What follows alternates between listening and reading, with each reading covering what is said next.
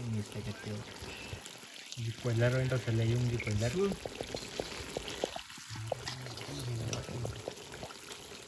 Cái nổ cái gì cũng không được bài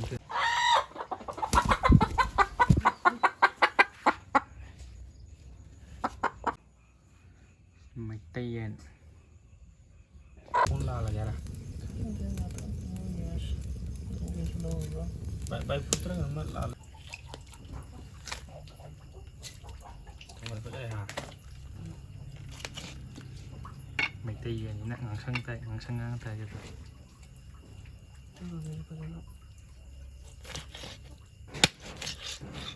cek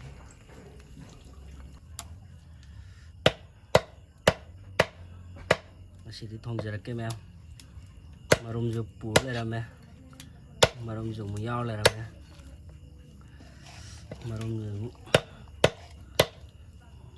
marum jo mu yao rồi sầu lại làm mẹ tôi giờ bám mũi lên rồi đấy mẹ mẹ masih di koiler marum kopi thau fazana yao rồi bị mà tàu giờ ra tôi khang cho mẹ sẽ thang cái bao cái đấy khang cho sạch cái đó đấy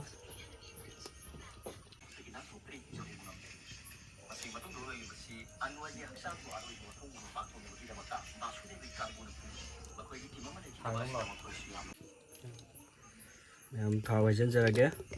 càng xa cái thao dễ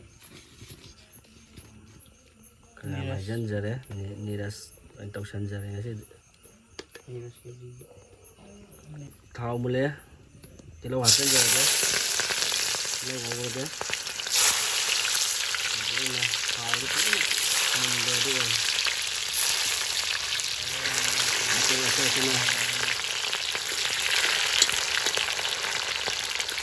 làm cho nó một hạt chân giờ này kia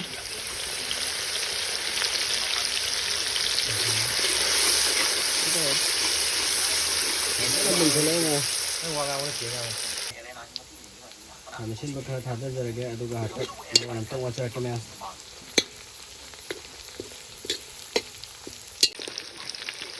Jira hạt chân giờ này kia aduga masal juga hapsan jauh dengan ini bawa nanti hapsan asal aja ini dia cuma ada ini sama aja thada jara aja sama aja hapsan jara aja kulan tu aja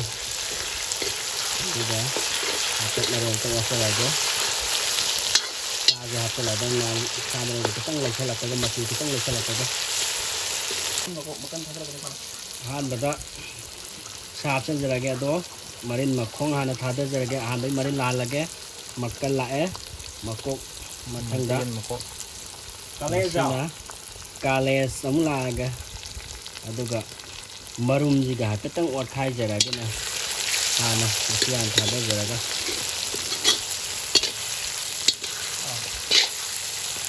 làm hàng riêng một xa riêng ngoài rất là cái xa mà rất là cái đi vào nếu làm tăng hạt tăng cho là con tăng sẽ là cái này rồi mà xa thì yên mà đúng kopi hoàng mà nó mà hao thì khá tàu đó nên mẹ này thấy biết là mà đi yên mà đúng kopi mà hao thì hay nữa rồi nha yên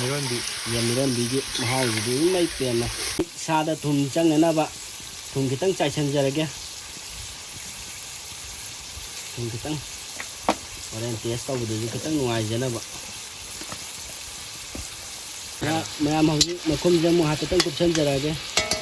rồi ngạt tăng ngầu rồi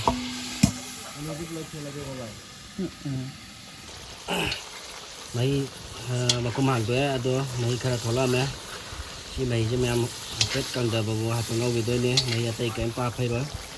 khi mấy cho mẹ là cần ăn bio nó là cái gì yên mau quạt vào nè xia là cần làm tung rồi mấy vậy là tiêu không mẹ không chứ quay một hộp chân giờ kìa một hộp chân giờ kìa mẹ một sẽ thái sàn giờ cái mẹ này gì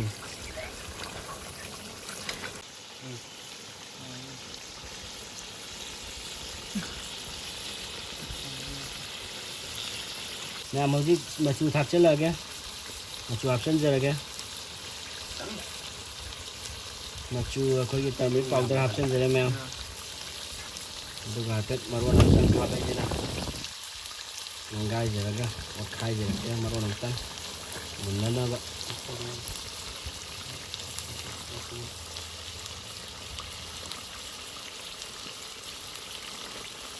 ꯄꯣꯠꯂꯣꯏ ꯊꯝꯃꯦ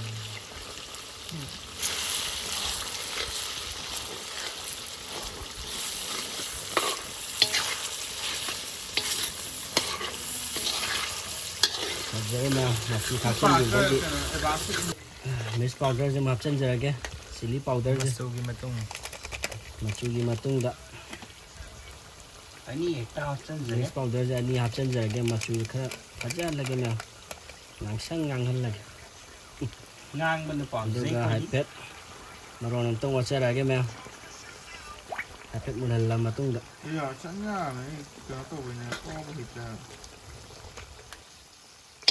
ꯍꯥꯏꯐꯦꯠ ꯃꯔꯣꯟ ꯑꯃꯇꯪ ꯑꯣꯠꯆꯔꯛꯑꯒꯦ ꯑꯃꯨꯛ ꯑꯗꯨꯒ ꯉꯥꯛꯇꯪ ꯁꯧꯍꯜꯂꯒ ꯊꯝꯃꯒꯦ ꯃꯌꯥꯝ ꯃꯍꯤꯁꯦ ꯈꯤꯇꯪ ꯀꯪꯊꯔꯒ ꯑꯃꯨꯛ ꯑꯗꯩꯗꯤ ꯉꯥꯛꯇꯪ ꯉꯧꯔ ꯃꯇꯨꯡꯗ ꯇꯦꯁ ꯇꯧꯕ ꯌꯥꯕꯒꯤ ꯇꯥꯏꯃꯤꯡ ꯌꯧꯔꯛꯑꯅꯤ ꯃꯌꯥꯝ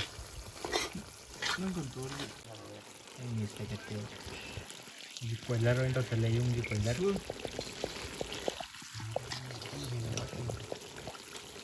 ꯀꯩꯅꯣ ꯍꯥꯏꯗꯤ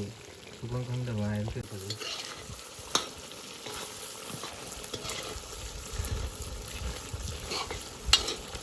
इंग्लिश में चिमी हिंदी फंगे से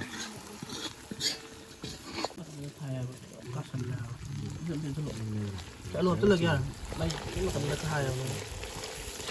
ऐसा था तो ना मौजूद आलू हाफचन जरे आलू आते हाफचन जरे आते मरो अंत वाचा लगे आलू हाफचन जगह मतुंगा ngakang sawale aduga mahi mu hapsan jarage makha je kasalakto mahi hapsan jarage me